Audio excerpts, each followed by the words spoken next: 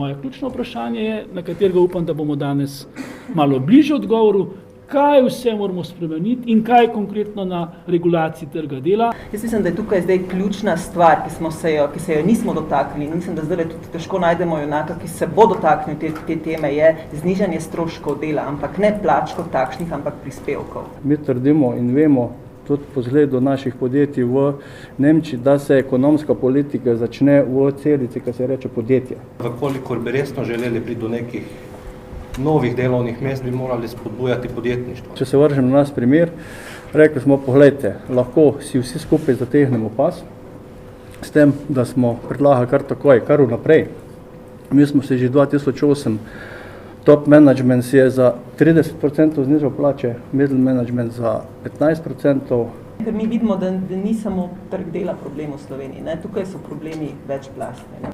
Našega inženirja v Idriji ali pa enak inženir v Nemčiji pri nas dobi približno 25 do 30, odvisno kje si, ali si čez za začetku, ali si tesko si, kaj imaš 10 let izkušnje, dobiš od 25 do 30% manj iz razlike neto bruto. V Nemčiji dobi to več. Kam to gre? Ja, to gre v razne prispevke, davke. Zato je seveda velika nevarnost, da bi na nek način z zakonom posegli v politiko plač v zasebnem sektorju, poudarjam seveda, ne. Dejstvo pa je, da tudi kolektivne pogodbe na tripartitni ravni še vedno bi morale slediti tudi trendom gospodarskih gibanj. Če zdaj ne bomo reformirali tega sistema, se nam zna zgoditi, da bomo imeli probleme v roku 5 do 10 let. Kaj ti mladi danes, torej tisti, ki prihajajo s fakultet, so veliko bolj nagnjeni k temu, da grejo v tujino, kot so recimo moja generacija. Tu so zanimiva stališča recimo Nemške rektorske konference, ki o tem razmišlja. Oni imajo sheme pripravljene, modele, oni imajo tudi pobude, kdaj in kako se gospodarstvo vključevati. Imamo že v poslanstvu napisano, da ćemo biti najboljši zaposlovalec v dolini. Se pravi, ne branimo socialno kapico menedžerskih plač, ampak branimo v Sloveniji visoko produktivna delovna mesta. Mi smo v zadnjih 10 letih povišali plače med 25 in 30%.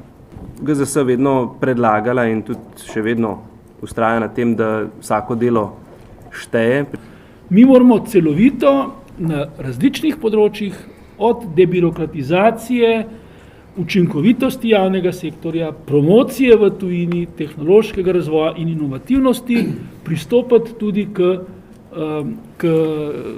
trgu dela. Mislim, da se pa vsi v temelju strinjamo, da brez gospodarskega razvoja tudi ne bo novih delovnih mest. Ne bo novih delovnih mest v Sloveniji, če pa ne bomo hitro in temeljito posegali tudi v trg dela.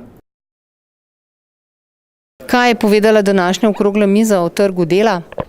Mislim, da je povedala dvoje, da se kljub zapletom in različnim stališčem še znamo pogovarjati, da pa po drugi strani nismo blizu.